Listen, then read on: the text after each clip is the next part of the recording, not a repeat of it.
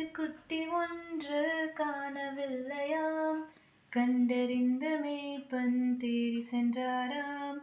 கலங்கி நின்ற ஆட்டை கண்டு கொண்டாராம்.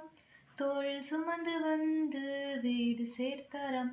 ஆஹா இன்பம் இன்பம் என்ன பேரின்பம், தொலைந்து போன ஆடு கிடைத்தமா இன்பம். காணாமல் போன கடும் பாவி என்னையும் தேடி வந்த இயேசு ஒரு நல்ல மேய்ப்பன்தான். காணாமல் போன ஒரு பாவி என்னையும் தேடி வந்த இயேசு ஒரு நல்ல மேய்ப்பன்தான்.